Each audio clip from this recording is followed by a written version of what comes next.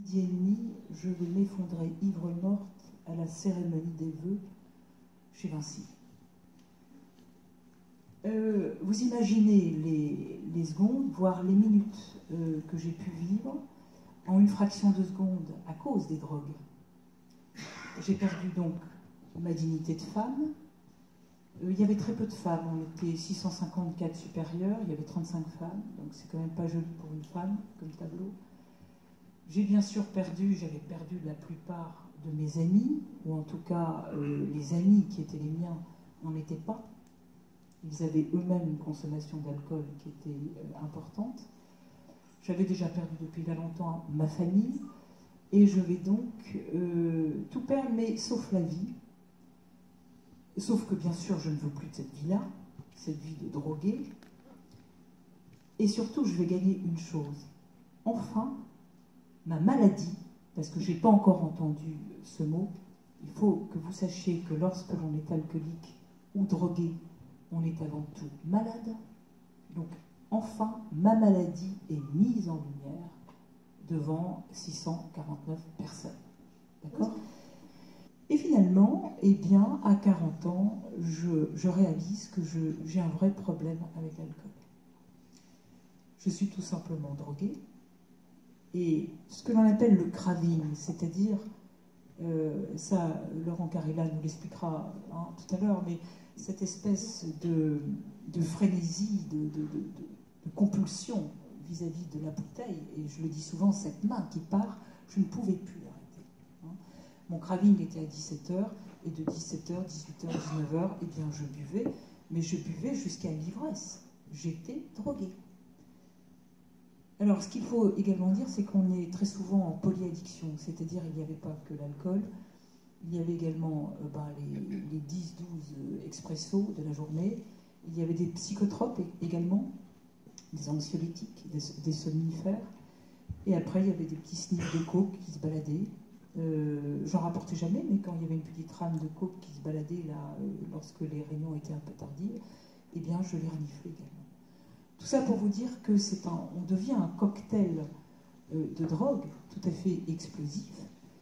Et alors qu'à 40 ans, je deviens très consciente de mon état de drogué, je ne suis donc plus dans le déni. Je ne suis pas bête. J'ai quand même un certain niveau de culture. J'entends les gens jaser aussi. J'entends mes collègues ou d'autres directeurs dire dites donc, Madame Côté, c'est une professionnelle, oui, parce qu'à côté de ça, on n'avait rien à dire sur mes compétences professionnelles, je travaillais beaucoup, mais on disait, dites donc, elle est professionnelle, mais elle a une sacrée descente. Donc tout ça me revient. Alors qu'est-ce que je fais? Eh bien, dans les pots publics, il y en avait. J'essayais de limiter ma consommation, donc à 6-7 coupes de champagne, et je tenais la route. Je me faisais commander après un taxi, à la fin j'étais à Paris, je prenais donc pas ma voiture de fonction, je repartais chez moi et je continuais à boire. Puisqu'on est drogué, on ne sait plus s'arrêter. Tu y crois? Alors ces 4 mots, c'est ne jamais avoir honte de ce que l'on a été. Et c'est ce qui fait d'ailleurs que j'ai cette force de vous parler alors même que l'émotion est là. D'avoir toujours l'honnêteté. Je ne vous cache pas qu'à l'époque où j'étais alcoolique, je buvais 2,5 litres à 3 litres de vin par jour. C'est énorme. Donc il faut être honnête avec soi-même, avec sa consommation, de telle manière que le médecin puisse vous accompagner, puisse poser un diagnostic. Et après, il faut être honnête avec soi-même pour faire, en général, un long travail thérapeutique sur soi, accompagné par le monde médical.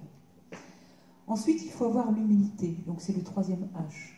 L'humilité de toujours demander de l'aide si nécessaire. Il n'est pas facile de rester dans une abstinence complète par rapport à l'alcool, qui sera toujours là. Je suis persuadée que tout à l'heure, dans le petit cocktail, il n'y en a pas. Alors, bon, ben là, ça ne me gêne pas quand on a, si vous voulez, mais bon, le danger est là, c'est ça que je veux dire. Tout à l'heure, je rentre dans ma chambre d'hôtel, bon, si je veux, je ne le ferai pas. Donc il faut toujours avoir cette humilité de demander de l'aide parce que l'alcool est puissant, qu'il est là, et il n'y a pas que l'alcool. Alors les 3 H, honte, honnêteté, humilité, moi je me les répète tous les jours, Et ce programme des soins m'a amené sur un D que j'ai appelé Désir. J'ai découvert un désir, qui est un nouveau projet de vie, alors que j'étais avocate, j'ai prêté serment, mais je me suis dit que des avocats, il y en a plein. Mon désir est de transmettre ce que j'ai compris des maladies addictives. J'ai donc passé mon diplôme universitaire pour mieux comprendre. Et mon désir est de changer le regard et de témoigner. Et c'est ce que j'attends de vous lorsque je vous vois regarder les yeux écarquillés en disant bon, bah oui, après tout, ça peut peut-être m'arriver, ou j'ai peut-être un collègue, ou il y a peut-être quand même quelque chose à faire, ça vaut le coup de réfléchir. Donc mon désir, c'est de transmettre ce que j'ai compris, c'est de changer le regard, et c'est de vous dire rien de tel que de la prévention, parce qu'une fois qu'on est dedans, c'est quand même difficile d'en sortir. Et là, je pense à toutes ces jeunes femmes et ces jeunes qui jouent aujourd'hui avec l'alcool. Je crois qu'il y a beaucoup de choses encore à faire et rien de tel qu'un témoignage.